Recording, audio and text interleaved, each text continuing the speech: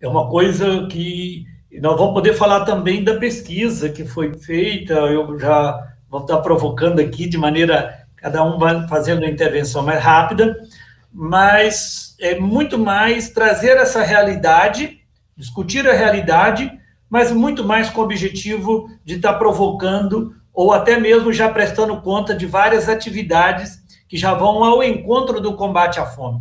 É verdade, não em forma de políticas públicas, como tínhamos e como gostaríamos que discutir aqui, as políticas.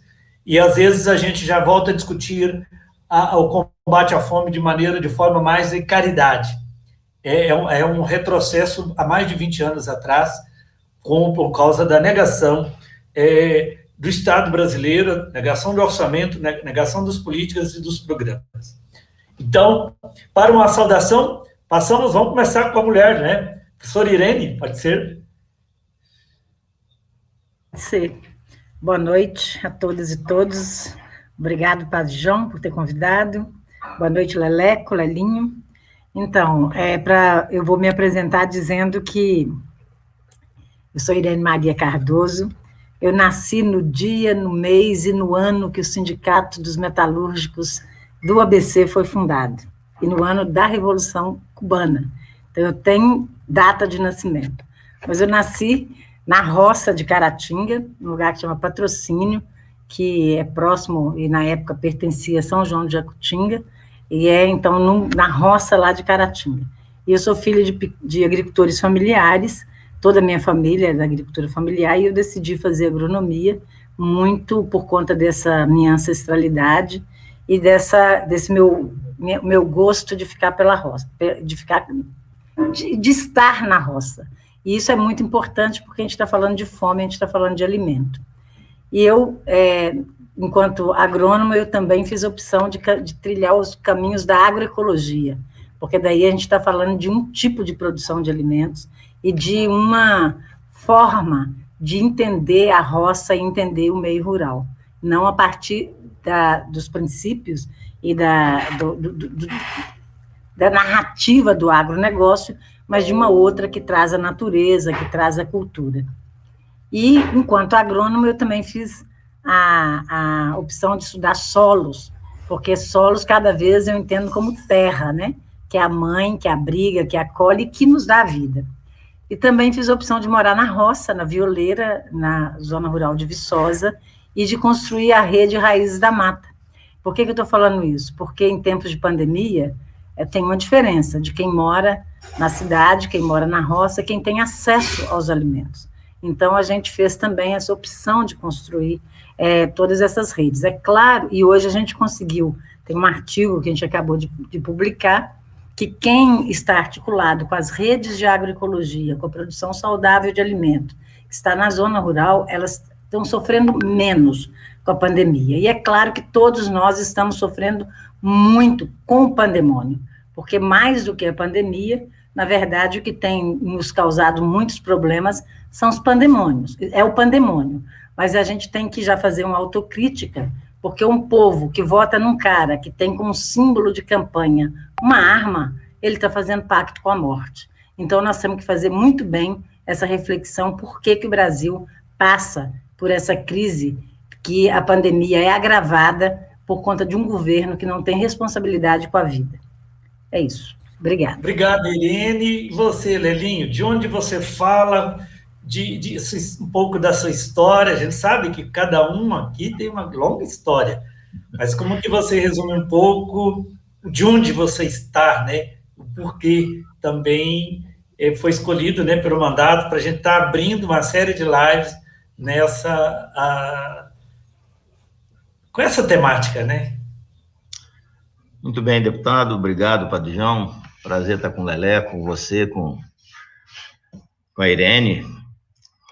Nós já, lá nos idos do início do Conselho de Minas Gerais, o primeiro Conselho brasileiro, a primeira lei e o primeiro Conselho, eu mais o padre, nós estávamos lá. O padre ainda não era deputado, ele era militante da segurança alimentar. Bom, eu vim da roça também, como diz a Irene, trabalhei até 22 anos na roça.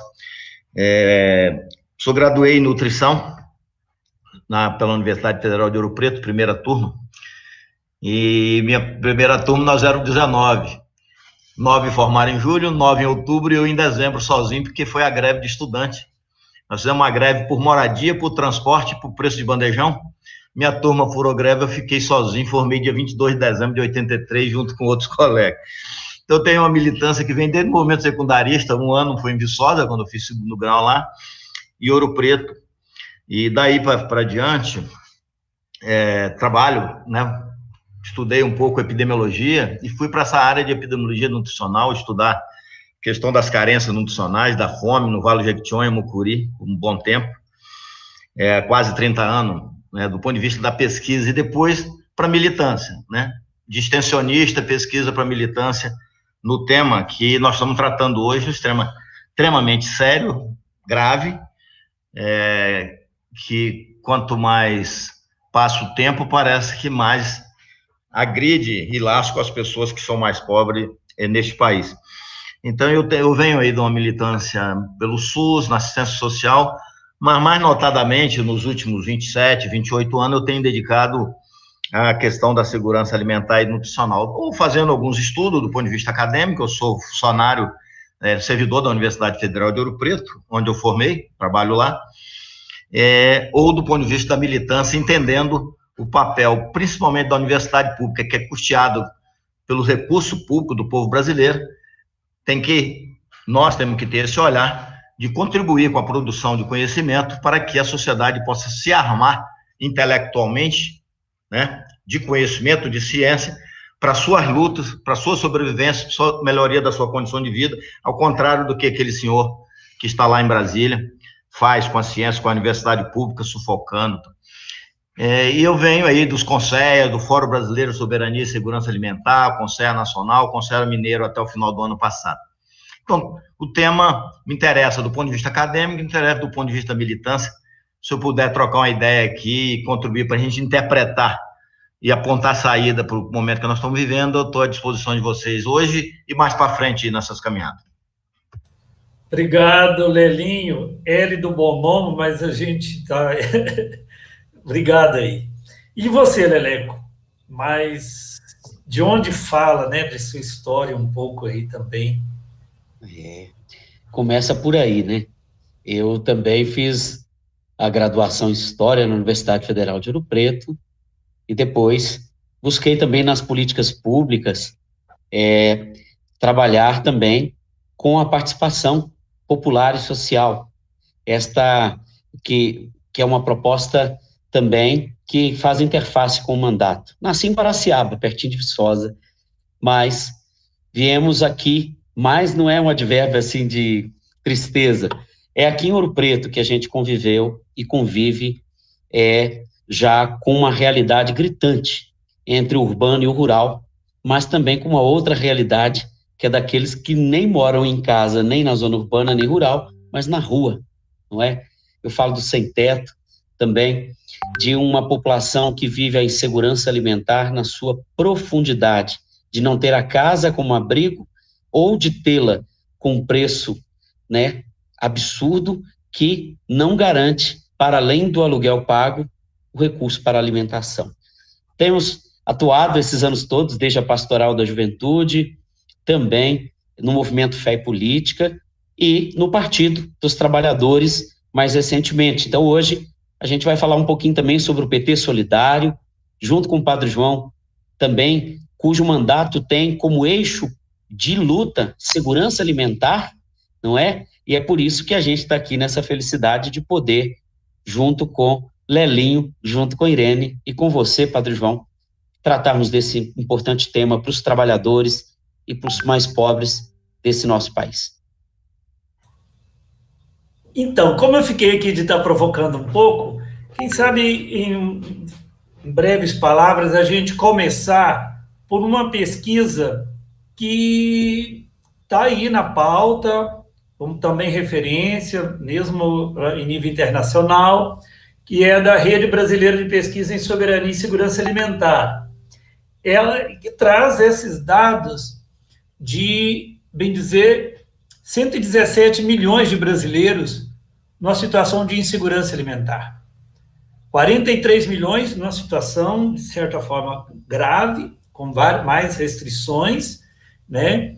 E chega ao número de 19 milhões em situação de fome, de miséria. Como nós estamos aqui, né, também com duas lideranças que atuam na educação já há um tempo, além do Leleco, que está também na questão de moradia, essa pesquisa ela traz dados assim também, uma certa identidade da fome, né? Questão da cor, questão do gênero, a escolaridade, né? Devemos perceber onde tem o nível de escolaridade, ou que as pessoas que não tiveram oportunidade de estudar, o percentual das pessoas com fome ainda maior. Como é que vocês... pode começar aqui com quem? Com o Lelinho agora? Sim, pode começar com ele. Bom, deputado e demais aí, todos que estão nos assistindo. Eu tive a oportunidade com Francisco Menezes, que foi o primeiro presidente do Conselho Nacional, na retomada dele, partido do governo Lula. Tive a oportunidade de, junto com ele e a professora Sandra Chaves, que é a vice-presidente da Rede Brasileira de Soberania e Segurança Alimentar, junto com o Renato Maluf, num Fórum Social Mundial em Salvador, a gente conversando sobre esse assunto, onde o Chico Menezes já mostrava que a partir de 15, 16, 17, portanto, logo em seguida ao golpe parlamentar, o golpe da presidente Dilma, há uma ascendente asfixia das políticas públicas e do empobrecimento das pessoas. Lá ele já mostrava a curva da redução das políticas públicas e o aumento já da fome, isso já demonstrando que ela tinha recorte, ela aumentava, e ela aumentava na população negra, aumentava com as mulheres e aumentava nas periferias. Então, o resultado da pesquisa, para quem é próximo a essa leitura, ela não traz muita novidade em termos de quem está sofrendo mais. Porque a anterior, que foi divulgada em agosto do ano passado, que é a EBIA, da Escala Brasileira de Insegurança Alimentar, que era uma pesquisa da Pesquisa de Orçamento Familiar, da POF, que era do IBGE, essa organização, esse patrimônio brasileiro que é o IBGE, o IPEA, que o governo federal tenta acabar, tenta cortar os recursos para não apresentar números suficientes para a gente trabalhar sobre os números, né, existentes, foi pesquisado em 17 e 18 e soltaram ano passado. E que já mostrava que desde 2013, que tinha sido a última, que foi da PNAD, o último dado, o quanto que o país já tinha levado a população para a fome. O que foi agora foi demonstrar o quanto agravou, né? Enquanto os governantes têm que se responsabilizar por esse período, porque o dado da pesquisa de orçamento familiar da EBIA, lançada ano passado, referente a 17 e 18, ela é pré-pandemia. E a pandemia, ela privou muito mais ainda as pessoas de acesso às condições de saúde e de alimentação, privou em função da grande massa de desempregados. Então, o número nos traz uma realidade sequencial a partir de 2013, 2014 um pouco, mas de 16 para cá, a tendência é essa, né? Agravar nos pobres, as mulheres que são chefes de família, sua grande maioria, periferia, povos, comunidades tradicionais, semiárido e população rural norte, né? Então, nós já sabemos onde que está a magnitude dos problemas, as populações que são mais expostas e o que tem que ser feito, né? O que cabe é da gente conseguir uma articulação suficiente para reagir, porque, notadamente, a responsabilização por faltar comida e por passar fome ou insegurança alimentar não pode ser do indivíduo, né? Isso tem que ser de quem é responsável para aplicar recursos em políticas públicas de acesso a alimento de qualidade.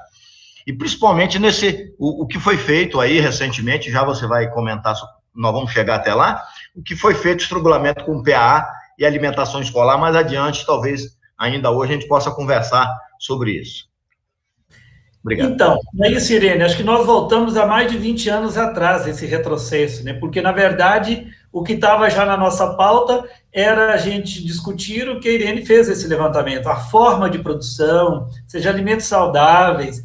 Nós estávamos já no debate, a questão nutricional, como superar a obesidade.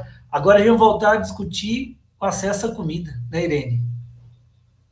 Pois é, e aí quando a gente fala de fome, tem que falar da fome na cidade e na fome na roça, né? E como é que essas duas coisas se articulam. Então, quando a gente fala que voltou o mapa da fome, a gente tem que pensar o que levou o Brasil a sair do mapa da fome. E uma das coisas que a gente sabe que levou a sair do mapa da fome foi o salário, a valorização do salário mínimo, porque as pessoas passam fome porque não tem dinheiro para comprar. Então, a primeira coisa extremamente importante foi a valorização dos salários mínimos, do salário mínimo, que a gente não vê isso. A gente também tem todas essas políticas sociais que o Lelinho começou a falar delas, como de valorização da agricultura familiar. Então, reconhecer que foi uma lei de 2006, reconhecer que a agricultura familiar, o censo do IBGE de 2010, que reconhece a importância da agricultura familiar, transforma a agricultura familiar em lei, e reconhece o agricultor familiar como profissão, isso também contribui. E aí vem as políticas, como o PAA, o PENAI, de reconhecimento e fortalecimento da agricultura familiar, e outras políticas também que fortaleceram isso. Ao mesmo tempo, na cidade, as políticas de Bolsa Família, a aposentadoria, que ajuda, então, nesse processo. Mas a gente tem que ir um pouquinho mais anterior a isso, eu não sei se a gente tem muito tempo para conversar sobre isso, mas discutir o que causa fome no mundo. Porque o que causa fome, o Graziano, que foi o ex-presidente da FAO, professor da Unicamp, ele participou de todo o governo Lula, que ajudou a formatar os programas do Fome Zero, falou essa semana, o agronegócio no campo brasileiro, ele causa fome. Por quê? Porque ele produz commodities para exportar, paga mal os trabalhadores que estão no meio rural, então são salários extremamente baixos, mas se a gente for olhar, na verdade é isso, é a exploração do trabalhador que não tem um salário digno. E por que não tem um salário digno? Porque a gente tem um sistema, que é um sistema capitalista, que explora o trabalhador. E toda vez que a gente chama e que vem essa discussão, então, quais são as alternativas ao sistema capitalista? E aí as pessoas morrem de medo de falar a palavra comunista, socialista, a gente começa a trabalhar com a ideia do bem viver. Então, é esse sistema capitalista que causa fome, porque explora as pessoas. E aí, na cidade, as pessoas vão ser exploradas pelos salários baixos, de não ter condições de moradia digna, e na roça, além da questão dos salários baixos, a gente tem a questão da terra, a falta de reforma agrária. O que causa fome na roça? Você não ter acesso à terra é a primeira coisa.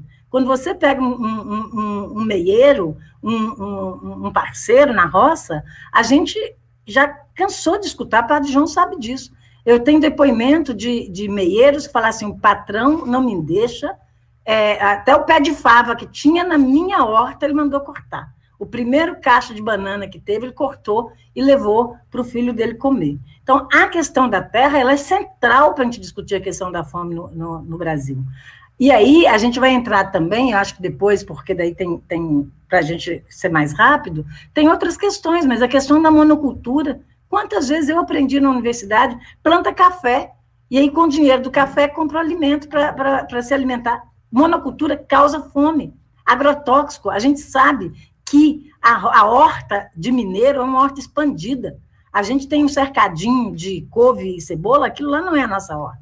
A gente come serralha, capixaba, taioba, que está na roça. Agora, se a gente joga agrotóxico, a gente não vai comer essas coisas.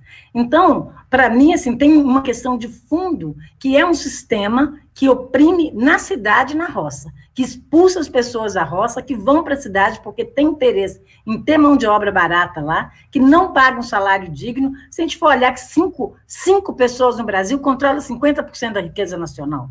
Se a gente for olhar que 5 ou 6 mega empresas controlam todo o sistema agroalimentar do mundo. Que isso? A gente não pode conviver com isso. E é claro que o Lula conseguiu, mesmo dentro desse sistema, buscar formas e buscar políticas públicas que retirassem o Brasil do mapa da fome, sem necessariamente aumentar a produção, porque não é a produção que é o problema. E aí eu vou rapidamente porque, para voltar a palavra para o Padre João, só ler um trecho de do que está escrito numa revista, que é a revista Nature, que é uma das mais famosas do mundo. Segundo a FAO, que é o órgão da ONU responsável pela alimentação no mundo, a taxa de produção global de alimentos ultrapassa o crescimento populacional. Há calorias para alimentar de 10 a 12 bilhões de pessoas. Mesmo assim, há fome e má nutrição no planeta. E ela atribui o quê? O que ela termina o artigo dela dizendo? Só um pouquinho, Padre João. Superpopulação não é a questão, mas sim a pobreza. Muitas pessoas sabem disso, mas não prestam atenção porque isso implicaria em olhar para o problema certo, o sistema econômico que favorece os ricos. E é claro que numa situação de pandemia, isso é extremamente agravado. Tudo isso é muito agravado. Mas então, assim, rapidamente, e devolvo a palavra para o Padre João. Obrigada, Irene. É engraçado, viu, Leleco, aqui provocando, porque a pesquisa ela traz essa questão, né? Recorte da educação, de gênero, étnica. Mas, Leleco, e a moradia? A ausência da política habitacional, por quê? No programa, por exemplo, o programa do Minha Casa Minha Vida, a família pagava uma mensalidade de R$80, R$90, aqueles de interesse social, não era isso? Agora, um aluguel, essa mesma família que paga uma casa do mesmo padrão, esse aluguel, mesmo no interior, ele não fica menos de R$500, com mais um gás de R$100, ou seja, então, essa ausência também da política habitacional, ela aprofunda a situação de fome, né? Ou não? No nosso entendimento, enquanto movimento popular, enquanto quem contribuiu também para a leitura dos déficits habitacionais qualitativo e quantitativo, sim, diretamente. Primeiro, que a Irene, mas o Lelinho tocam aqui na questão do capitalismo, não é? Primeiro, porque a agenda, não é, desse capitalismo no Brasil, ela não é só de periferia, não, ela é atrasada em termos de constituição da exploração do trabalho, e por isso mesmo, se não há uma reforma agrária, muito menos uma reforma urbana, que são necessárias, nós não temos acesso à moradia, e por isso os números são alarmantes. Vou somar aqui mais duas categorias de números importantíssimos. O déficit habitacional brasileiro, ele era, não é, em 2003, de 5,6 milhões de moradias, a gente multiplica por 4, que é a composição do número de habitantes, em média, por moradia, e nós temos um déficit habitacional qualitativo, ou seja, a qualidade ruim ou péssima, que não trazem dignidade, que é o dobro deste número.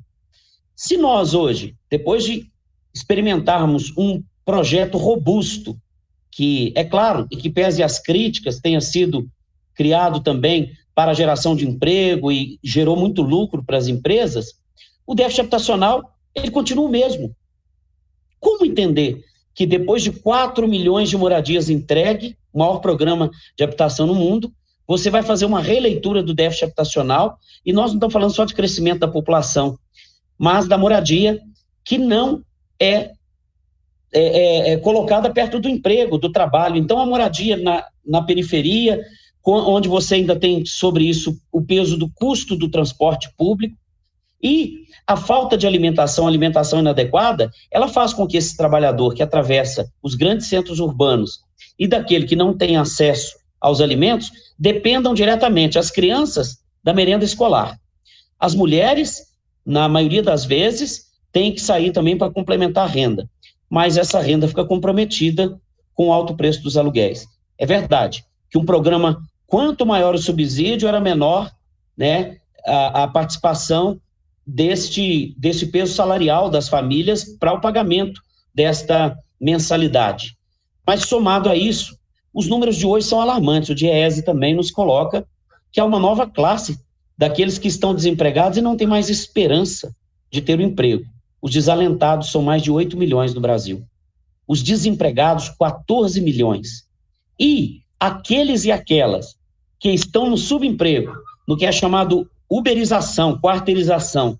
Hoje, são mais de 43 milhões. Então, os dados, eles são muito coincidentes e eles falam aí da estratificação social, do pobre, do negro, da mulher, e a moradia, ela acompanha esse mesmo padrão.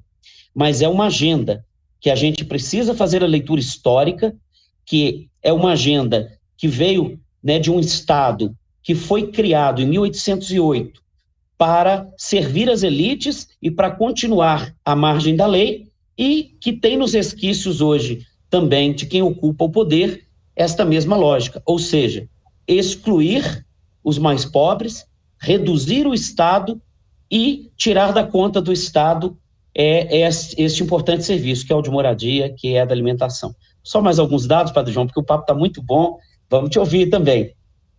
Não, nessa linha que você colocou da estrutura do Estado brasileiro,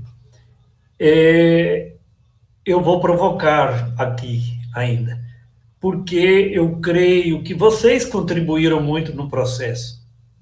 Porque mesmo no formato do Estado que quando tivemos o Poder Executivo, deu voz e vez ao povo, na minha leitura, o povo correspondeu com as conferências municipais, com as conferências dos estados, e foram formatando políticas e programas. Então, talvez, eu creio que dê certo aqui. Mesmo com o microfone aberto, pode um interferindo na fala do outro, para a gente tentar recuperar qual que foi o aparato do Estado brasileiro, que foi ao encontro das pessoas para garantir dignidade. Alguns programas já foram, inclusive, aqui citados, porque talvez se a gente fizer essa recuperação, a gente consiga também provocar o nosso povo, que é possível, que foi possível sair da fome, da miséria, superar, com políticas públicas e não com caridade, embora a solidariedade ela tenha um espaço, ela tenha o seu lugar, mas nós estamos falando de política. Então, qual que foi a conquista do povo que foi retirado? Essa construção e o desmonte em tão pouco tempo. Pode ser assim, Irene, porque vocês ajudaram a construir.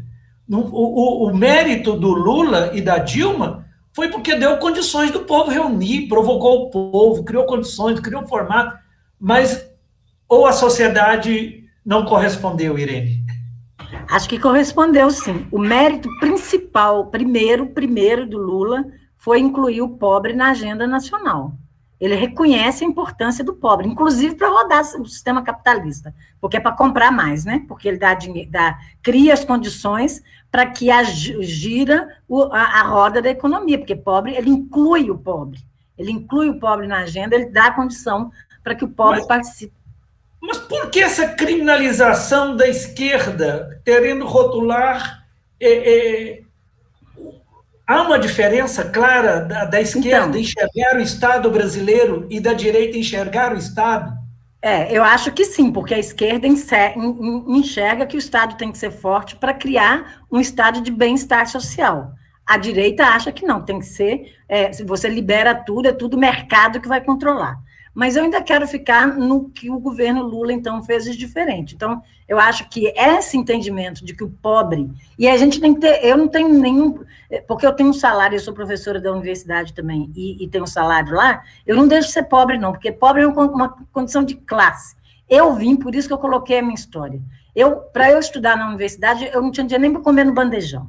Então, eu não vou dizer que eu sou rica, porque, por acaso, eu tenho um salário que me dá uma outra condição, que não é do povo brasileiro, mas a minha classe, eu pertenço à classe pobre, eu não pertenço à elite desse país.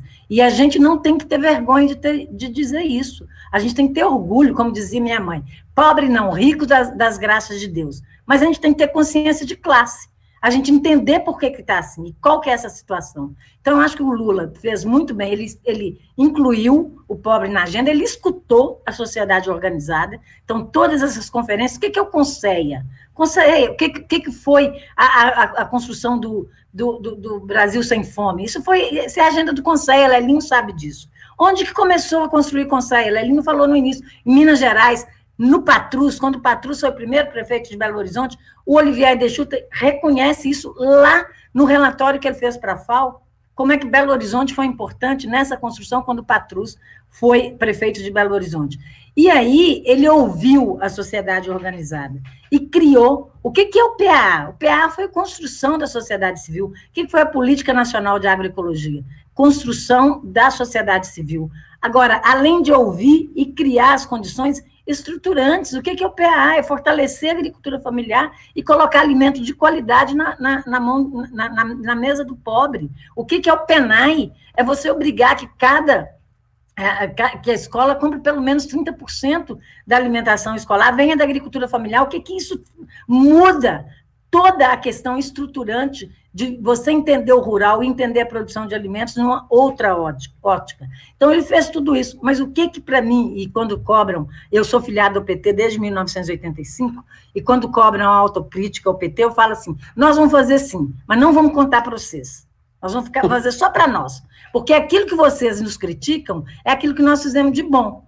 E aí, uma das coisas que eu acho que a gente tem que fazer na volta, que nós vamos voltar, é criar consciência de classe. O que é isso? Por que a gente é assim? Por que tem essa condição? Brasileiro tem que saber disso. Não pode ter brasileiro achando que não existiu ditadura. Não pode ter brasileiro sem saber que 5 brasileiros controlam 50% da renda nacional. Não pode ter brasileiro criminalizando o MST, que é um dos movimentos de luta pela terra mais pacífico que existe no mundo, porque luta por um sistema fundiário que é extremamente perverso, que 1% da população, dos donos de terra, controlam 50% das terras brasileiras. A gente não pode admitir que em um país, mais de 50% das suas terras são cultivadas com 3 produtos, cana, milho e soja, para engordar boi europeu, exportando as nossas riquezas. Então, nós precisamos, o povo brasileiro precisa de ter consciência disso, para nunca mais votar numa pessoa que tem como símbolo uma arma. Então, assim, é importante a gente criar essa consciência de classe. Por isso que esse debate daqui é muito importante. Então, é possível fazer? Lula e Dilma mostrou muito bem como é que faz incluindo os pobres, faz ouvindo a sociedade, faz querendo fazer para aqueles que mais necessitam nesse país. E é possível fazer, e nós fizemos. E por isso que levamos o golpe. Levamos o golpe, por quê? Porque senão ia aprofundar esse entendimento e aí sim ia colocar em perigo. Vocês falam, a pobreza tem um recorte racial. Tem sim. Por quê? Porque esse país, 300 anos de escravidão, não fez autocrítica até hoje. O que significa 300 anos de escravidão? E chama negro de pobre, e não de malandro, de preguiçoso. Chama o negro de preguiçoso, 300 anos de escravidão. E o que é pior, tira dele, não é só... tira a identidade, não reconhece, por exemplo, a religiosidade, criminaliza terreiro de Umbanda e de Candomblé, que é a espiritualidade presente. Então, o que fizeram com os índios, com os indígenas? Isso tem que ser reconhecido. Mas quando a lei das terras de 1850, até 1850, as terras eram livres, quando a elite desse país percebeu que ia ter a abolição dos escravos, criou a lei das terras. A partir de agora tem que comprar terra. Terminou a escravidão, jogaram os negros na sarjeta e foram criar as primeiras favelas do Rio de Janeiro, porque não tinham onde ir, não tinham o que produzir. Leleco sabe melhor disso, porque ele é professor de história. Então, se a gente não rever isso, não discutir isso, a gente vai ficar passando pano para a elite brasileira e nunca vamos resolver a nossa situação de fato. E estou brava. Você sabe que o orçamento do Pronera é R$20 mil para o Brasil inteiro, o Pronera, que é o Programa Nacional de Educação e Reforma Agrária. Ou seja, a política que eles não acabaram, eles esvaziaram com o orçamento. A Irene fez uma referência ao PA. O PA é o Programa de Aquisição de Alimentos. Só em Minas Gerais nós chegamos a executar 80 milhões só em Minas. Ou seja, hoje não tem, para o Brasil inteiro, não tem nem 20 milhões, assim, de fato, disponibilizado. Não é? Então, e aí, Lelin, você consegue pontuar quais outras políticas e programas que, de fato, foram ao encontro para garantir a dignidade, que, infelizmente, foram retirados? Ou seja, a fome e a miséria de mais da metade. Nós, em situação de fome, são 117 milhões de brasileiros. É mais da metade da população que, de uma forma ou de outra, nessa pandemia, está abrindo mão de alguma coisa. Abrir mão, é verdade. Algumas coisas a própria pandemia exige, de uma viagem, mas nós estamos falando abrir mão de algo que é essencial à sua vida, né? Eu vou trabalhar tempo é curto, mas em duas perspectivas. Uma ainda é um pouco do diagnóstico e a estrutura de Estado que a gente acredita, e outra, algumas ações necessárias que nós temos que fazer. Pegando alguma coisa que a Irene fala, a Helena estava falando do latifúndio, pessoas que estão assistindo, vou falar em números aproximados, né? Números aproximados, não é nada número exato, isso é um número já meio velho, que para ficar para o nosso lado, quanto mais tempo passa, fica pior, né? Então, o número que eu estou falando, certamente ele ainda é otimista. Em torno de 70% das propriedades no campo é da agricultura familiar, é das pessoas que produzem para a gente comer, né, para exportar e para gerar commodities. 70% do emprego é da agricultura familiar, aproximadamente. Só que 70 e pouco por cento, 74% das terras, a quantidade de terra está na mão desse grupo que detém, que tem aí 23, 24%, né, do número de propriedade, mas ele tem a quantidade de terra, significa o acúmulo de terra e acúmulo do capital no campo. Isso vai impactar, obviamente, na produção, no emprego, na produção, no veneno, no transgênico. Bom, então esse é um componente. O outro componente, que para mim é fundamental, se esse é um problema, a gênese hoje do alimento não é a quantidade que nós temos, e sim o acesso ao alimento, para as pessoas terem acesso ao alimento. Então nós precisamos reforçar quem produz alimento para a gente consumir. Mas isso é uma disputa. E para ter disputa, nós precisamos de ter a sociedade organizada e ocupando os espaços. Não dá para a gente querer que esses grupos mais vulneráveis que nós apontamos aqui, individualmente, cada um deles ocupe os espaços de disputa das políticas públicas. Nós construímos com muita garra, com muita militância, esses espaços que chamam de consertar, de formular política e de representar, que foi o Conselho.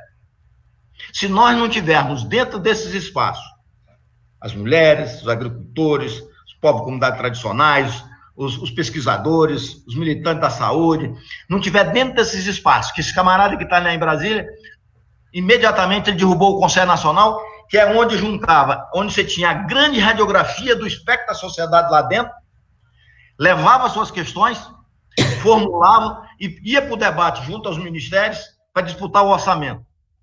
Ficou um fosso, senhor Conselho Nacional. As políticas nacionais, que de proteção social, de valorização do campo, de valorização da segurança alimentar e da soberania, elas ficaram sem uma referência, sem um locus, para você fazer os debates, deixou para o indivíduo, que já é o penalizado, né, para ele resolver a sua situação.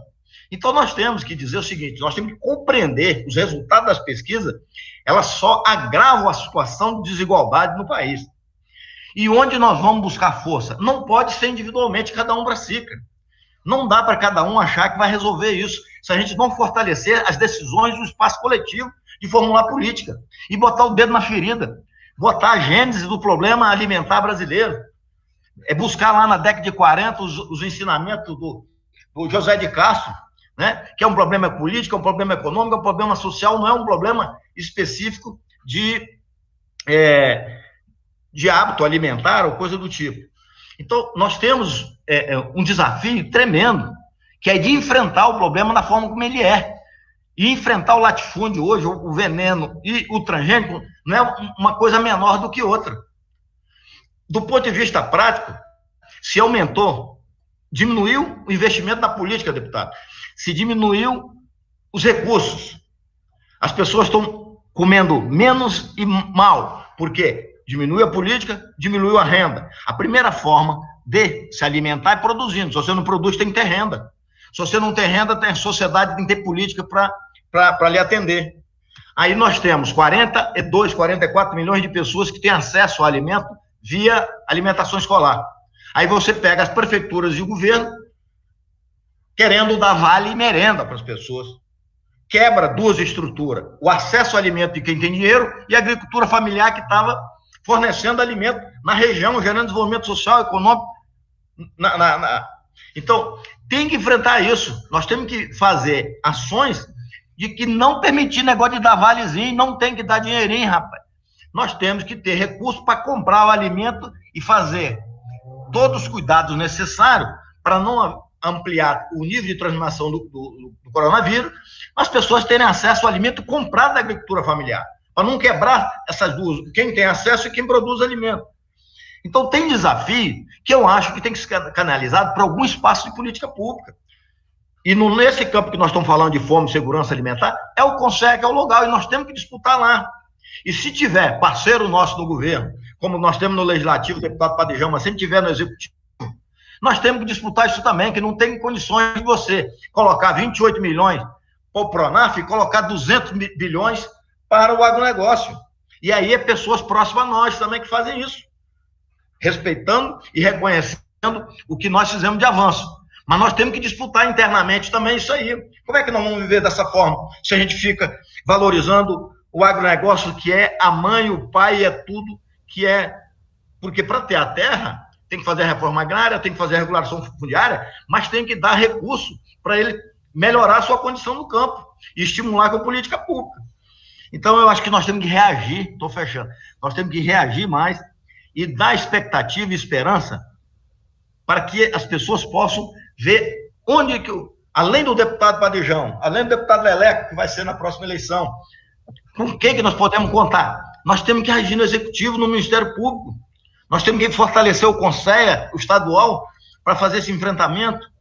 Nós temos que denunciar o Conselho Nacional, o padre faz isso, mas nós temos que denunciar, porque perdeu o local onde eu poderia levar minhas questões, onde cada um podia levar suas questões de disputar no governo, no Executivo, política que pudesse olhar para quem precisa.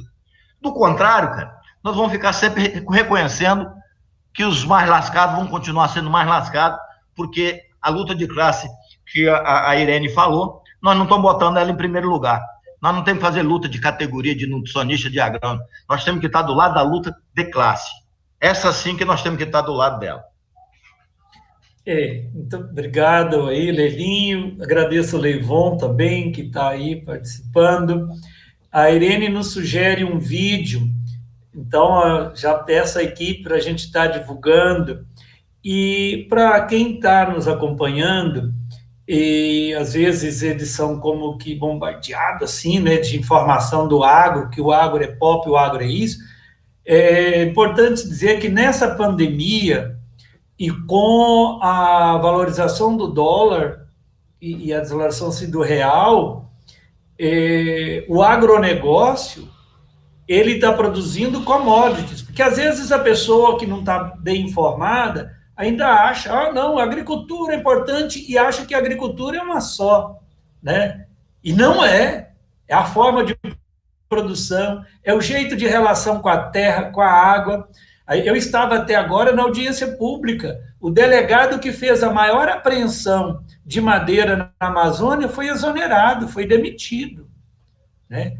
Ou seja, então o agronegócio faz desmatamento, pega terras griladas, terras da União, e produzem commodities, ou seja, produz milho para exportação, produz soja para exportação, tão pouco importando com a situação de fome e de miséria. Só para quem está acompanhando a gente, logo no início, saca de milho estava R$ 43, hoje a saca de milho já passou de R$ 100. Saca de soja que estava 50, 60, já está 140. Então, é uma coisa escandalosa a lógica do agronegócio. Então, é disso que nós estamos também aqui tratando. E aí, Leleco, na história a gente percebe que os presidentes, quando a Irene traz a questão da luta de classe, do reconhecimento da consciência de classe, não é luta, da consciência, os presidentes que foram um pouco sensíveis a essa questão, parece que foram perseguidos na história, né? E o Lula, Lelinho, ele nos deu, nessa interação e construção com a sociedade, e depois a Dilma, nos deu a possibilidade que é possível experimentar o Estado brasileiro presente na vida das pessoas, garantindo dignidade, enxergando os mais distantes, enxergando os indígenas, os quilombolas, os geraizeiros, os pescadores, os vazanteiros, os ribeirinhos, enxergando as mulheres, enxergando a juventude negra, enxergando a importância da educação. Então, Leleco, o PT, a gente pensa, você enquanto dirigente do PT, está na direção do PT estadual, como é que está vendo isso? Em relação, é verdade, o Betinho dizia, quem tem fome tem pressa. Como é que você casa essa perda ou desmonte de programas com a campanha de solidariedade? Mas o PT também tem que ousar mais. Ou é um desafio mobilizar as pessoas para já tentar barrar o desmonte, ao mesmo tempo construir um programa, um projeto nessa retomada do país? A Irene foi convicta. Nós vamos retomar. Eu também acredito e confio. Mas como que retomar? Com qual programa? Bom, parece que a gente está fazendo uma visita no passado. A Irene chamava a atenção aqui. O nosso país já teve uma lei antivadiagem. Na década de 20, de 30, os donos de terra, ou a polícia, ou o início da milícia, saía batendo em desempregado pelas ruas dos centros urbanos, não é? É o que propõe hoje este mentecapto genocida Bolsonaro.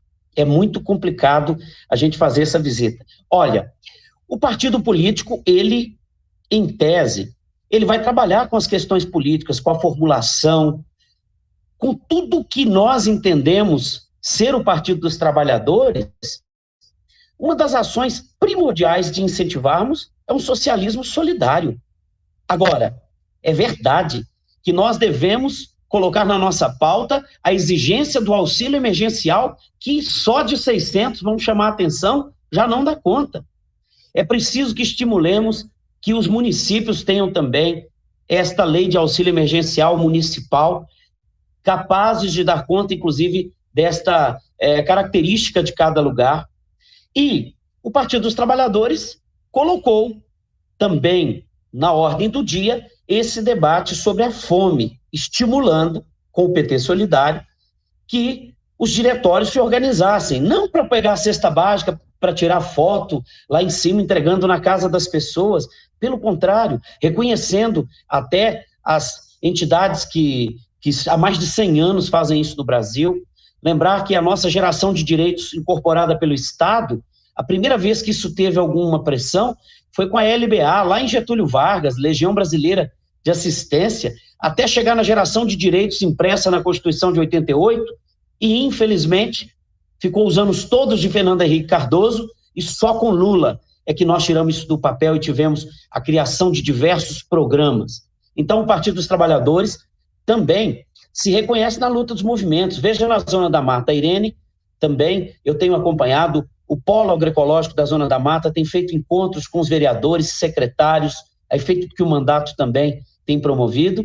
Ali a gente tem também projetos importantes com a CMP, com movimentos de luta, que é Periferia Viva. Quero lembrar aqui que a Irene provavelmente vai contar dessas boas ações também, mas, de fato, nós estamos aqui tratando de um PT solidário que faz, para o dia 1º de maio, uma incorporação, não só da cesta, mas da exigência ética do Fora Bolsonaro, assim como o Pacto pela Vida, que reúne muitas entidades. Falei com os companheiros do Pacto pela Vida da Diocese de Teófilo Otoni ainda nessa semana passada, onde não só a pressão sobre um governo genocida que se eximiu da responsabilidade porque lançou, depois de congelar um auxílio emergencial por meses, lançou um outro que durante 3 meses não dá para comprar o gás. Somado a tudo isso, esse barril de pólvora, nós temos que entrar nesse 1º de maio com essa narrativa que nós estamos na solidariedade de um socialismo que exige a presença do Estado forte para que a gente dê cabo dessa tarefa. Então, Padre João, tanto você quanto eu fizemos um chamado, fizemos vídeos para que os diretórios assumam esta campanha de arrecadação. Não precisa ir lá poder distribuir, tem entidades que já fazem isso nos municípios, exigindo também que as prefeituras tenham esse auxílio complementar. O Estado de Minas, uma vergonha, não tem nenhuma política, não tem nenhum projeto, trabalha com um falseamento de um lockdown, quando, na verdade, é um xerox muito mal feito de Bolsonaro. Então, o governo Zema é aquele quem abre a porta para as mineradoras, para que os despejos aconteçam. Também a sua denúncia é importante lá no Jequitinhonha, outra lá no Pontal do Paranapanema, quando pistoleiros atearam fogo sobre casas, sobre produção daqueles que pouco têm. Então, nós estamos dentro dessa cena com o PT Solidário, mas sabendo que o nosso papel é de elaboração de política pública e de pressão para que na agenda da nossa sociedade a gente tenha a questão da fome como proposta de sua erradicação de fato. Então, o mandato também tem várias iniciativas. A gente está na coautoria do PNAE emergencial, né, que é o Programa Nacional da Alimentação Escolar, de possibilitar a aquisição da agricultura familiar, encaminhar a cesta para as famílias. A gente está na luta também pela agricultura urbana e periurbana. Temos o projeto de lei que está tramitando sobre o acesso à água, a produção de água com as barraginhas, todo aproveitamento da água de chuva, a renda básica. Nós temos que empoderar, reorganizar, para derrubar também a PEC do teto de gastos, hoje a emenda constitucional.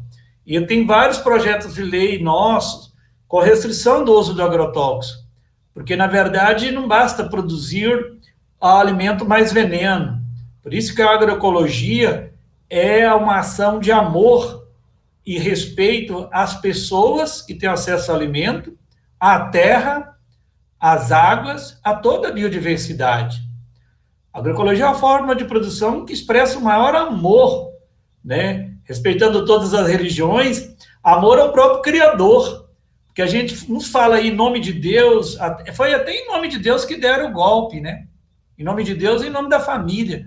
Estão destruindo a família e destruindo as criaturas todas, né? As águas, a terra, né? Tudo. Então, é nesse sentido que nós temos muitas tarefas pela frente. E aí, eles nos deram aqui um tempo, a gente já está como que... Acho que é importante a gente fazer agora uma rodada final de indicativos. Como é que a gente sai? O que a gente constrói? E nós nem conseguimos recuperar o tanto de programas que garantiam dignidade, como Luz para Todos, o PNAE, o próprio PA, o Minha Casa Minha Vida, o Pronera, a agroecologia, né, política. Então, foram muitas políticas e programas que contribuíram, além da forma de construir essa política, que empoderou, de fato, o povo mais simples, né? O apoio às universidades, né? O Enem, porque a gente percebe que quando a pesquisa ela indica, quando as pessoas têm um nível de escolaridade, ela vai conseguir ter também um emprego, vai ter que conseguir um salário melhor.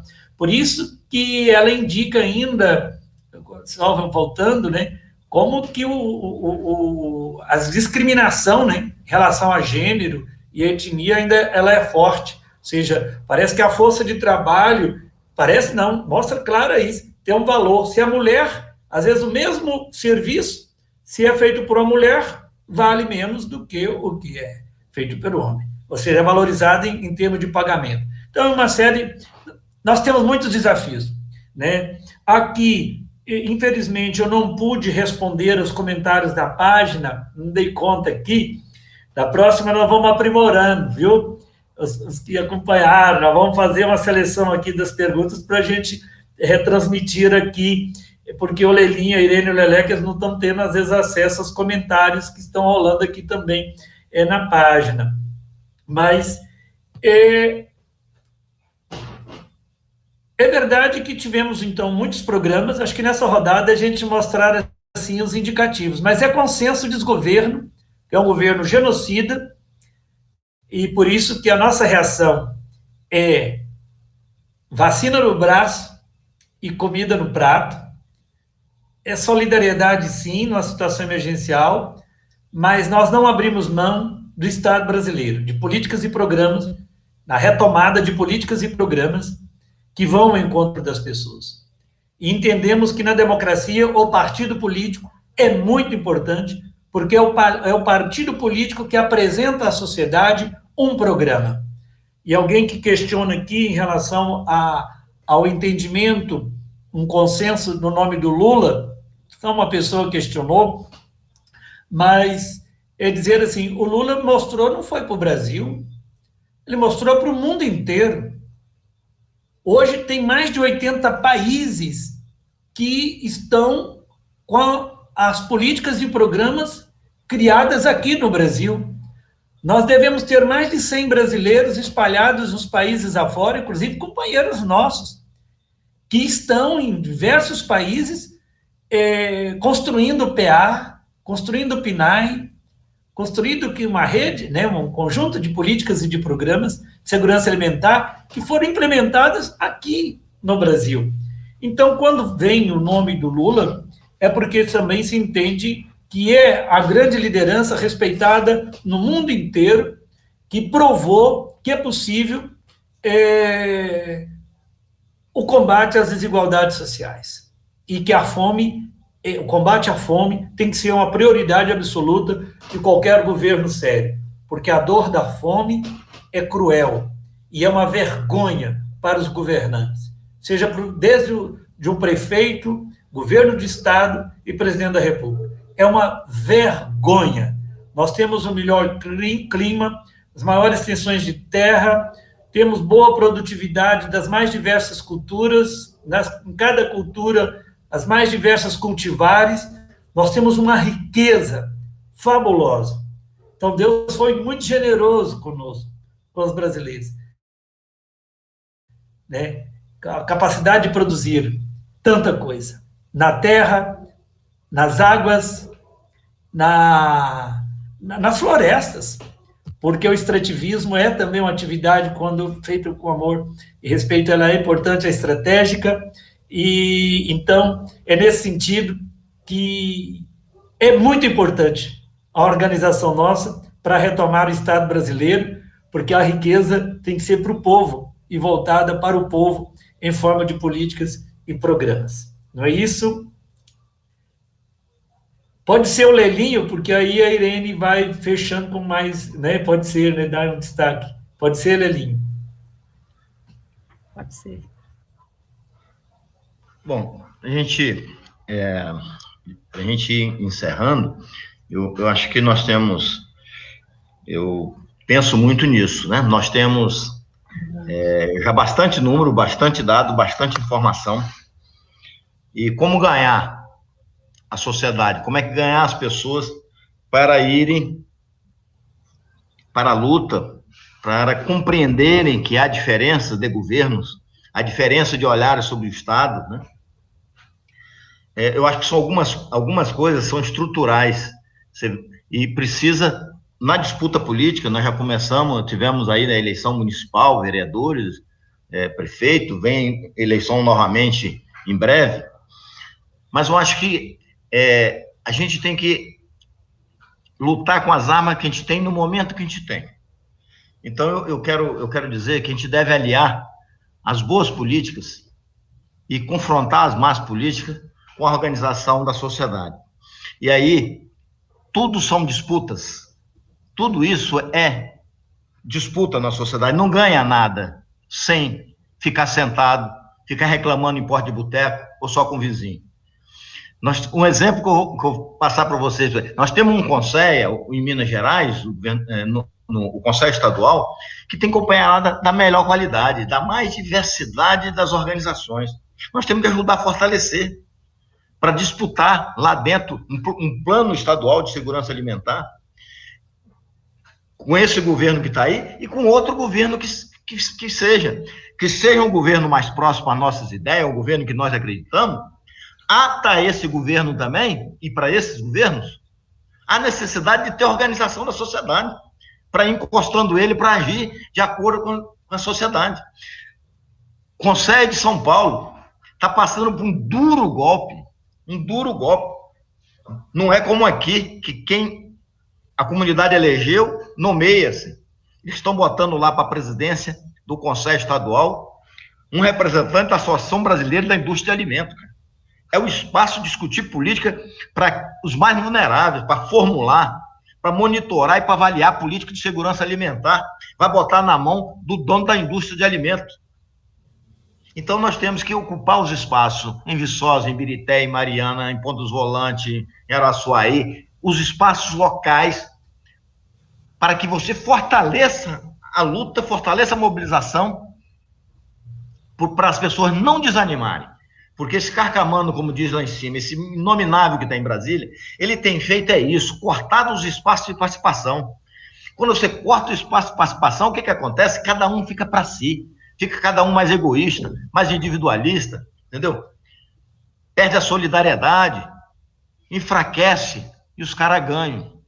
Então, nós temos que ter essa unidade em torno das nossas causas, nos espaços possíveis, apoiando o candidato, apoiando partidos e candidatos que defendam, que combatam a desigualdade, que fazem política para a desigualdade, mas nós temos que recuperar e ocupar os espaços de controle social para as políticas públicas.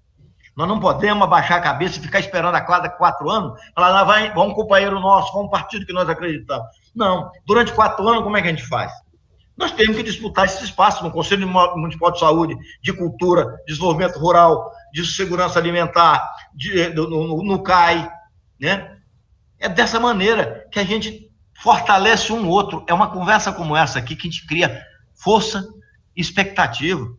Se ficar cada um por si só, sem mobilizar, sem buscar a unidade nas lutas sociais, fortalece indivíduos como aquele que está lá, a política da ultradireita, de exploração, de valorização do latifúndio, né? E a fome aumentando. Nós não podemos nos omitir, né? De denunciar e de defender. Não podemos conformar com a fome. Nós tivemos lá em 2013 para 2014 menos que 3 milhões, 4 milhões de pessoas nessa condição, cara. Porque mesmo com a política adequada do governo, você ainda tem pessoas que ficam invisíveis, fora do sistema do cadastro, né? Não conseguiu recuperar todo. E agora nós estamos com 19 pessoas que não têm o que comer. Nós que estamos aqui nessa conversa, nós não estamos passando fome. A fome que essas pessoas estão passando de não ter o que comer, não tem que comer hoje, não tem que comer amanhã, mas nós temos que fazer aquilo que a Irene fala, que vocês estão falando. A unidade na causa, a unidade na classe, combater a desigualdade, a discriminação, a valorização do movimento social e combater as condições que levam à pobreza e levam à fome.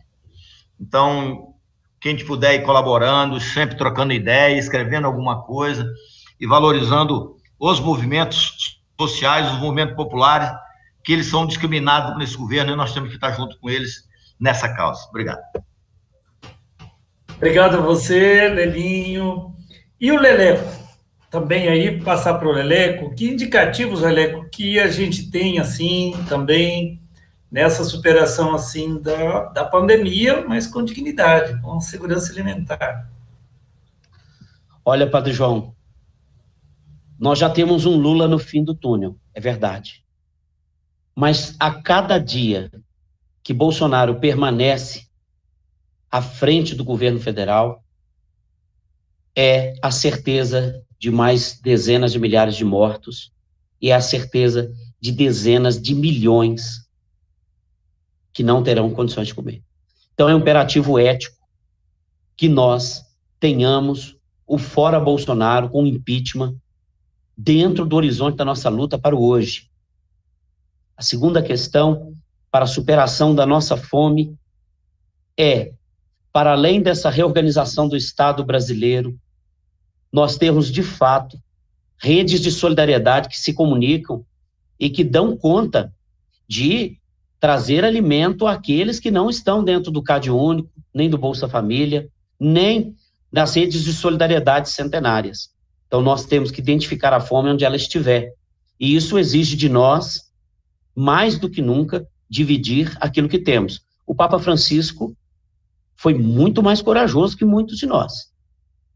Falou que colocar à disposição o que tem não é comunismo, é cristianismo puro. É seguir aquele que deu a vida, o próprio corpo, como forma de dizer que é uma forma de matar a fome. E, por último, não menos importante, acho que todos nós temos, além das universidades, das escolas, dos projetos, a efeito do que eu citei, da periferia, que também trabalha com os projetos de combate à fome, nós ainda temos que enfrentar o grande monstro do capital. Esta questão da bacia do Rio Doce, da bacia do São Francisco, elas são mais que urgentes da gente continuar essa luta, porque o pescador não pode buscar um peixe no rio, que era uma condição dele ter acesso ali à fonte de proteína, porque o rio foi envenenado pelo crime da Samarco, pelo crime da Vale, e isto é um outro imperativo que nos coloca para o enfrentamento não só do governo, mas da boca grande das mineradoras e do capital. Eu vejo que nós temos motivo para levantar de manhã e trabalhar muito, uns na enxada, outros na luta, como você tem feito da sua vida em missão também com o mandato. Temos que alinhar com os mandatos municipais, com os conselheiros, com os conselhos onde existe, estimular que esses conselhos também sejam reorganizados e a gente enfrentar de forma solidária agora o que nós queremos que o Estado assuma como política de Estado e não só mais como frágil política de governo. Eu te agradeço pela oportunidade de participar aqui, trazendo a voz do sem-teto e também desta nossa luta que não para. Por isso, parabéns a cada um e cada uma que não cessa e que levanta todo dia para lutar, para combater a fome, que é esse o objetivo nosso da live de hoje. Então, a Irene, ela ficou no final, porque é só ela de mulher aqui, né? Começa e fecha, né? Vou falar mais. Viu, Irene? Porque o mandato também está tendo uma experiência nessa linha emergencial, parceiro, em Uberlândia. Para vocês terem ideia, Uberlândia estão fazendo 2.000 marmitas, bem dizer, por dia. Uma casa, a gente é parceiro com um grupo, é para ver que ainda quem está na cidade, o desafio é maior, porque não tem a lenha, não vai ter um graveto, é difícil tudo, né? O gás com mais de R$100. Ou seja, além de não ter os ingredientes, né, não tem como fazer. Então, por isso que algumas ações mais emergenciais, elas são fundamentais em tempo de pandemia, como descaso, abandono do governo, abandonou os pobres, os trabalhadores e trabalhadoras. Então, Irene, e às vezes também a gente percebe que muitas cozinhas comunitárias estão fechadas ainda. Falta essa insensibilidade também de muitos governos em nível municipal, né? Então, a Luane Macedo diz que tem esperança, o pessoal de Bambuí também diz que estão na luta contra a fome, vacina no braço e comida no prato. São muitos comentários, depois a gente vai ter oportunidade de estar interagindo pela página, tá? Então, passo a Irene para os indicativos, né? Sua sensibilidade aguçada de mulher, que é um diferencial, nesse sentido, a capacidade de perceber as coisas e, sobretudo, a capacidade de mostrar caminho, né? Quem dera fosse, mas vamos lá. Então, acho que a primeira coisa, a questão da solidariedade e da cooperação entre o povo brasileiro é uma grande característica nossa que nos traz resistência e resiliência. Então, a gente está construindo Periferia Viva, tem essa experiência de Uberlândia. Quem quiser contribuir para o Periferia Viva, que está fazendo um PAA popular, né? Porque compra dos agricultores familiares, organiza os kits e distribui para quem tem fome. Então, isso é uma organização, isso é uma iniciativa do movimento social, Movimento Sem Terra, Movimento contra a Mineração, o NACAB, o CTA está envolvido aqui em Viçosa. Quem quiser contribuir, pode entrar em contato comigo. Pega aí o contato meu com o Leleco, depois, se quiser, eu ponho aí, pode distribuir o meu WhatsApp, porque eu vou saber para quem dirigir. A Loane está aí, a Loane é uma das que está contribuindo com Periferia Viva. Aqui em Viçosa tem os bolsistas, que a gente conseguiu via emenda do Padre João, a NEA, alguns bolsistas do Núcleo de Educação do Campo e Agroecologia, que faz parte do Polo de Agroecologia, que está construindo Periferia Viva. A gente precisa de estar sempre atento e estar sempre contribuindo, fazendo o que nós podemos fazer. Mas Mãe Du, que é a Maria do Carmo Viana, ela deu uma dica. Ela falou o seguinte: nem com toda mobilização e movimento não conseguiremos acabar com a fome sem o apoio do governo federal. Porque foi com o governo federal que o Brasil saiu do mapa da fome. E ela fala, precisamos do PT lá, fora Bolsonaro. Então, a Mãe Du deu essa dica. Então, a gente tem que continuar fazendo, temos que fazer a nossa parte, mas a gente tem que ter esse entendimento. Queria relembrar rapidamente que o Padre João falou. Luz para todos foi muito importante. Nunca na história desse país o povo da roça teve luz, energia, não é luz não, energia. Isso dá muitas conversas, mas deixando para outro momento. Nunca teve nenhum apoio para a habitação rural, no meio rural. Teve. Agora, sabe o que foi mais importante de tudo? Foi o fortalecimento do SUS. Sem o SUS, nós estávamos perdidos mais do que tudo. Eu sou de antes, eu sou de 1959, já dei a dica aqui para vocês hoje. O SUS é de 1988 para cá. Eu podia até contar com mais detalhes, mas não vou não, mas vou. Quando eu tinha uns 12 anos de idade, a égua caiu comigo. Não fui eu que caí da égua, não. Ela caiu comigo. Eu quebrei meu pé. Mas a minha mãe chegou e falou assim para minha irmã, quebrou o pé? A minha irmã falou assim, não. Ela falou, que bom, porque se tivesse quebrado o pé, ia uma vaca junto. Sabe o que significa isso? É vender uma vaca para eu poder ir para o hospital se eu tivesse quebrado o pé. De fato, eu quebrei, mas eu só descobri isso há 6 meses atrás. Tem mais de 60 anos. Então, porque não tinha o SUS. Então, quem viveu sem o SUS não tem ideia do que é viver sem o SUS. Então, o SUS é uma das maiores riquezas que nós temos. Então, o Lula valorizou o SUS. Essa desgraça que está aí só não acaba com o SUS, porque agora, do jeito que está, não tem como. Então, o SUS, nós temos que valorizar e proteger muito o SUS. Agora, falaram da questão da produção de alimentos, vários aí no chat falando, precisamos de ter alimentos de qualidade, vários falaram, eu falei, Lelinho falou, é pela agroecologia. E a agroecologia significa uma outra relação com a natureza, uma outra relação com a cultura popular, uma outra relação com os camponeses, uma outra relação com quem vive no campo, porque roça não é só lugar de produção de alimento, é lugar de produção de vida. E com respeito à natureza e com respeito à cultura popular. É um grande debate que a gente vai entrar em um outro momento, eu imagino que a gente vai ter oportunidade.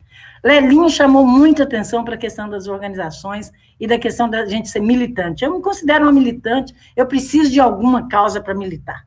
Eu sou uma militante. E a gente precisa de militar nas nossas organizações. Todas.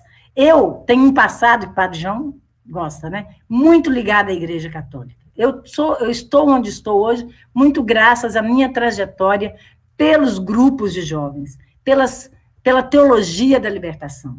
E a teologia da libertação traz uma forma de discutir, de ver os problemas a partir das comunidades eclesiais de base, que é vinculado e tem como estrutura a educação popular. E a SEBS dizia, nós precisamos de nos organizar em todos os níveis. A associação tem um papel, sindicato tem um papel, partido político outro. O que eles fazem para nos dominar? Fala que política é tudo igual, que é tudo corrupto e que a gente não tem que se envolver com política. Religião, política e futebol a gente não discute. A gente discute tudo, futebol, religião, política, briga de marido e mulher, a gente discute o que a gente quiser. Então, nós precisamos fortalecer e entender que nós temos que ter uma militância política. Por isso que eu sou filiada ao Partido dos Trabalhadores. O PT é um instrumento de luta que a classe trabalhadora construiu há muito esforço. Eu podia contar o que foi a minha construção, a minha participação do PT, os problemas que eu já tive, mas eu vou priorizar para contar uma história muito rapidamente, para vocês terem ideia do que é construir um partido político. Eu conheci uma pessoa que disse que o sogro dela, agricultor familiar, ia para Belo Horizonte participar das reuniões do PT. Ele só tinha o dinheiro de ida. Sabe como é que ele fazia para voltar para a casa dele? Pedia esmola na rodoviária de Belo Horizonte. O PT é construído a sangue e suor dos trabalhadores. Agora, o PT precisa de entender que tem que aprofundar a democracia e tem que aprofundar a forma de escutar os militantes do PT e construir um projeto para esse país. Então, eu vou aproveitar para terminar dizendo o que o Bruno disse, Padre João. O Bruno não foi contra fazer aliança em torno do Lula, não. O que ele disse foi o seguinte, para mim, essa articulação em torno do Lula não estão fazendo os encaminhamentos para fazer aliança com o povo. Só eleitoralismo na cabeça e com partidos golpistas. Cabeça, inclusive, que parece estar lá em 2002, ignorando o que se passou no país nos últimos 20 anos. E nem estou dizendo que não é para fazer aliança, ampliar o arco de aliança, como a Gleisi está falando. Nem estou dizendo que não é para conversar com todo mundo. Pode conversar com quem quiser. O que eu estou dizendo é, escute o Bruno, escute os militantes, e vamos construir consensos. A gente, estou dizendo o tempo todo, eu sou militante do PT desde a década de 80. A gente ficava brigando e depois a gente votava, quem ganhou leva. Não, nós temos que aprender a construir consensos.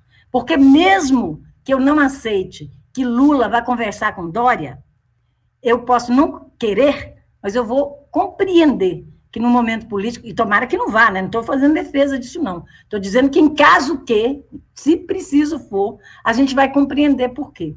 Então, o que eu estou dizendo é, vamos escutar o Bruno e vamos escutar todas as pessoas. Então, o Leleco, como participante do PT estadual, do diretório estadual, o Padre João como deputado, é isso que o PT precisa de fazer. Nós não podemos perder o PT. Quando falam, mas estão destruindo tudo. Pode destruir tudo, não pode nos destruir. Não pode destruir os nossos instrumentos de luta, porque a gente recompõe. Então, qual que é a tarefa principal agora? A nossa principal tarefa é continuar vivos. Nós não podemos morrer, então nós temos que fazer tudo que for preciso para a gente ficar saudável e a gente sair dessa história com vida. E com vida significa, não é só não pegar o Covid, não, é a gente ter cuidado com as pessoas, para que as pessoas não entrem em depressão, as pessoas estão morrendo de depressão. Nós precisamos de aprender a fazer meditação, rezar o terço, qualquer que seja o mecanismo, para a gente estar inteiros. A hora que terminar tudo isso, inteiros, porque nós precisamos estar saudáveis para reconstruir esse país. Pode destruir tudo, mas não pode nos destruir. Não pode nos destruir internamente, não pode destruir os nossos instrumentos de luta. Então, a minha mensagem final é essa. Temos que ficar vivo. Mas eu posso ficar em casa, eu posso usar máscara N95, eu não preciso de pegar ônibus, mas o povo, muitos não conseguem fazer isso. Eu não preciso de me matar porque o povo não está tendo condições de viver. Eu preciso de estar viva para lutar para que ele tenha condições de viver. Então, nós precisamos de nos proteger e precisamos de ajudar que as pessoas se protejam. É isso. Muito obrigada. Uma pena que é pouco tempo, mas acelerei aqui, mas acho que deu para entender meu recado. Obrigada. Eu agradeço, professora Irene, e é por isso mesmo que na próxima segunda-feira estaremos também aqui às 19 horas, num debate também, todas as segundas-feiras. E essa foi a primeira, então estreamos aqui, vocês vão nos perdoar por algum atropelo, por não ter, às vezes, valorizado todos os comentários. Na próxima, nós vamos buscar uma forma de estar contemplando mais. Mas é isso, agradecer aqui ao Lelinho, que está numa luta já de muitos anos, né, nessa parte da segurança alimentar, mas brigando também para a universidade ser cada vez mais popular, assim também a professora Irene. Alguém destacou sobre as emendas parlamentares. É verdade, a emenda parlamentar tem ajudado, mas a gente ainda entende que a emenda parlamentar é um remendo.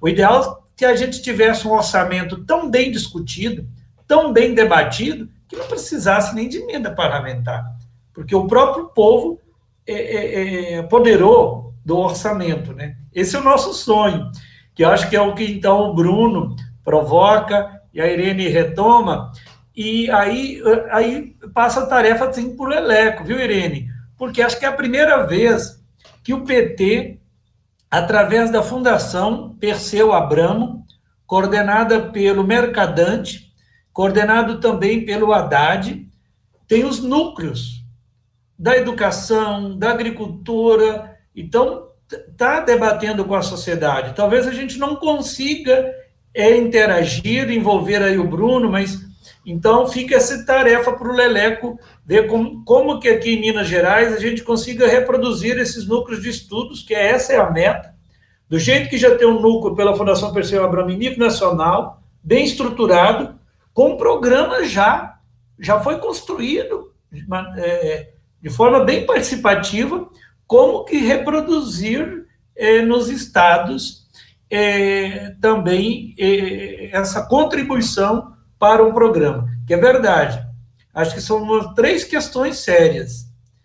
É importante retomar com o poder executivo, onde tem a caneta, o poder. Não resolve retomar com o poder executivo, mas ficar refém da Câmara, refém do Congresso. Temos que ter deputados sensíveis às causas, atuantes, e que representem, de fato, o povo. E é importante retomar no Executivo e no Legislativo com um programa de fato popular, um programa democrático. Então, esse tripé, acho que ele é fundamental, é a razão da nossa luta, é a razão da gente estar aqui. Obrigado, Lelinho, obrigado, Irene, obrigado, Leleco, obrigado aí à equipe que ficou também nos bastidores, a equipe de comunicação e a todos que interagiram aí. Força na luta, né? É vacina no braço, comida no prato e vamos estar na luta.